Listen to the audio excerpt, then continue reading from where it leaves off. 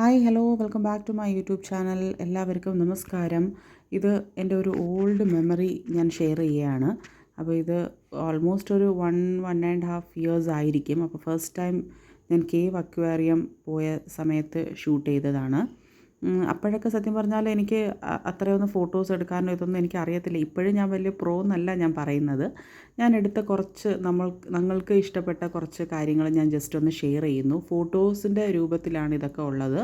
So first ടൈമാണ് cave aquarium ഞാൻ കാണുന്നത്. അത് കഴിഞ്ഞിട്ട് 1-2 പ്രാവശ്യം ഞാൻ കണ്ടിട്ടുണ്ട്. പക്ഷേ ഫസ്റ്റ് ടൈം കണ്ടപ്പം എനിക്ക് നന്നായിട്ട് ഇഷ്ടപ്പെട്ടു. നന്നായിട്ട് തന്നെ എൻജോയ് ചെയ്യാൻ പറ്റി. ഞങ്ങളുടെ ട്രിവാൻഡ്രത്ത് തന്നെ വന്നപ്പോഴത്തേക്കും ഞങ്ങൾ പോയി കണ്ടതാണ്. ഒരു ഓണം വെക്കേഷൻ സമയത്ത് എന്തോ ആയിരുന്നു തോന്നുന്നു, ഐ ഡോണ്ട് റിമെമ്പർ.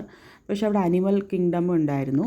അവിടെ കുട്ടികൾക്കൊക്കെ നന്നായിട്ട് എൻജോയ് ചെയ്യാൻ പറ്റുന്ന കുറേ കാര്യം, കുട്ടികൾക്ക് നമ്മൾക്ക് നന്നായിട്ട് ഇഷ്ടപ്പെടുന്ന ഒരു ഏരിയ ആയിരുന്നു അത്. പിന്നെ നമുക്ക് ആ ഒരു 2 അവേഴ്സോ 1.5 അവേഴ്സോ നന്നായിട്ട് തന്നെ സ്പെൻഡ് ചെയ്യാൻ പറ്റും. ഞങ്ങൾക്ക് സത്യം പറഞ്ഞാൽ നന്നായിട്ട് തന്നെ ഇഷ്ടപ്പെട്ടു.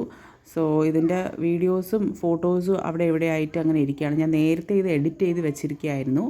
അങ്ങനെ അവളുടെ ഒരു ഫാൻസി ഡ്രസ്സിന് എടുത്തിട്ടുള്ള ഒരു ഡ്രസ്സായിരുന്നു അത്. വെറുതെ ഒന്ന് വീട്ടിലിട്ട് നോക്കിയതാണ്. ആൻഡ് ഇവളുടെ സ്കൂളിൽ അവൾ ഫസ്റ്റായിട്ടൊന്ന് അറ്റൻഡ് ചെയ്ത ഫാൻസി ഡ്രസ്സ് കോമ്പറ്റീഷനായിരുന്നു. ആർട്ട് ഫെസ്റ്റിവൽ സമയത്ത് ഫാൻസി ഡ്രസ്സിൽ അവൾ പിന്നെ പേര് കൊടുത്തിരുന്നു. അപ്പോൾ അതിൻ്റെ ഒരിതാണ് നിങ്ങൾ കണ്ടുകൊണ്ടിരിക്കുന്നത്, ചെറിയൊരു ഷോർട്ട് വീഡിയോ.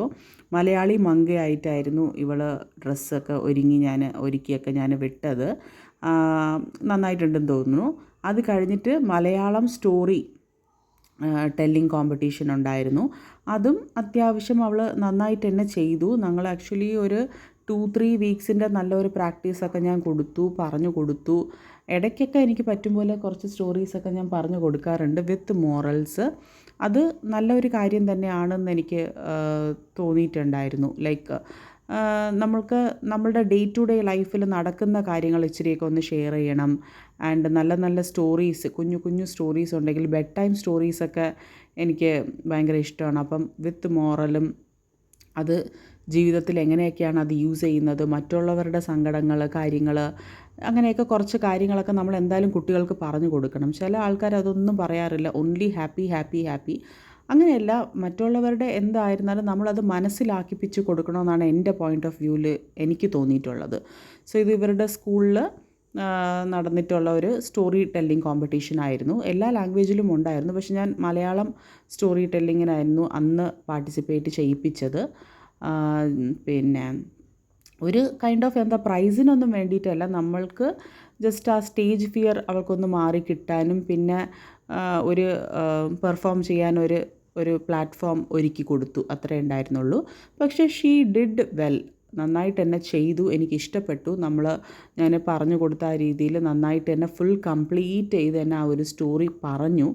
അപ്പോൾ എനിക്ക് പ്രൈസ് കിട്ടിയില്ല എന്നുള്ളൊരു കാര്യങ്ങളൊന്നുമില്ല. പക്ഷേ നന്നായിട്ട് തന്നെ അവൾ ചെയ്തു. അപ്പോൾ ആ ഒരു ഇതിൽ ആസ് എ മദർ എനിക്ക് നല്ല സന്തോഷമുണ്ട്.